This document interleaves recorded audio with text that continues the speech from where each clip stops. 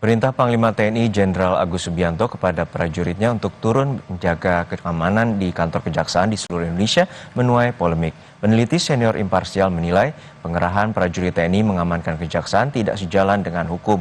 TNI dan Kejaksaan Agung pun kini didesak menjelaskan kepada publik soal urgensi pengerahan prajurit TNI di kantor kejaksaan.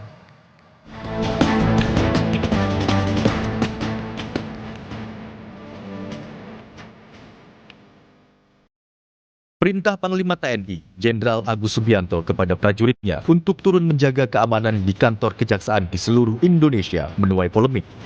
Kepala Pusat Penerangan TNI, Maijen Christomey Sianturi menegaskan tetap menjaga kantor kejaksaan negeri dan kejaksaan tinggi meski mendapat penolakan dari banyak pihak.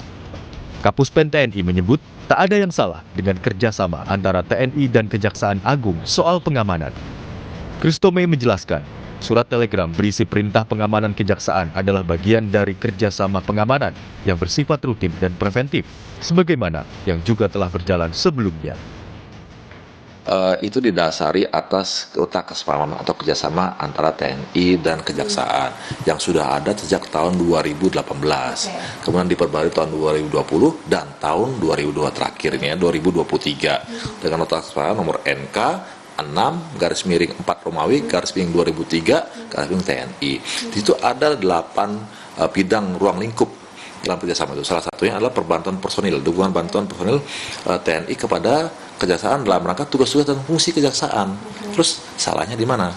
Toh ini kan dalam rangka sinergitas antar kementerian dan lembaga dalam rangka melaksanakan tugas-tugasnya untuk melaksanakan program yang memang dicanangkan oleh pemerintah. Gitu ya, Mbak ya. Peneliti senior imparsial Al-Araf menyebut pengerahan prajurit TNI mengamankan kejaksaan tidak sejalan dengan hukum. Al-Araf menegaskan soal spesialisasi fungsi dan tugas, militer dinilai tidak perlu masuk ke wilayah penegakan hukum. Al-Araf juga menyebut MOU penugasan TNI di lingkungan kejaksaan melanggar Undang-Undang TNI.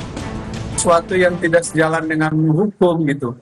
Biar bagaimanapun dalam negara demokrasi itu harus ada spesialisasi fungsi dan tugas.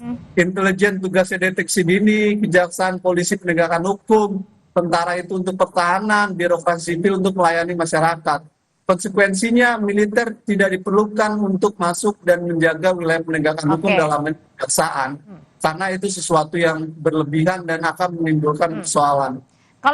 Secara hukum juga ini menurut undang-undang tidak sejalan. Kalau menurut jubir Panglima TNI menyebutkan ini adalah sesuatu yang berdasar MOU tahun 2023, saya sudah menyampaikan di DPR waktu RDP Undang-Undang TNI, MOU itu melanggar Undang-Undang TNI.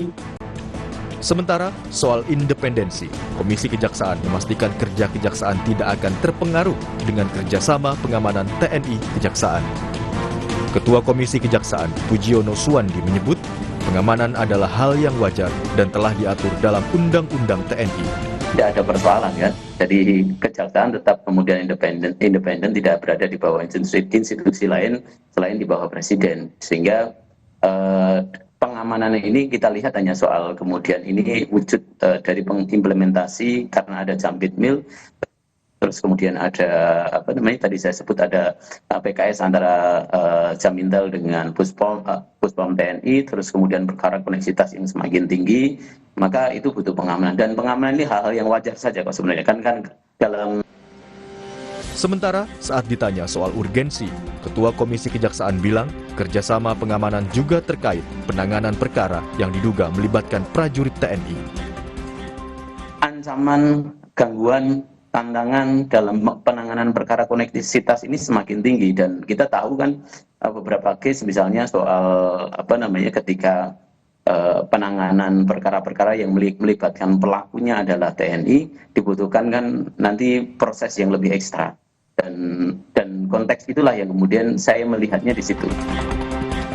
TNI dan Kejaksaan Agung pun kini didesak menjelaskan kepada publik soal urgensi pengerahan prajurit TNI di kantor kejaksaan di seluruh Indonesia.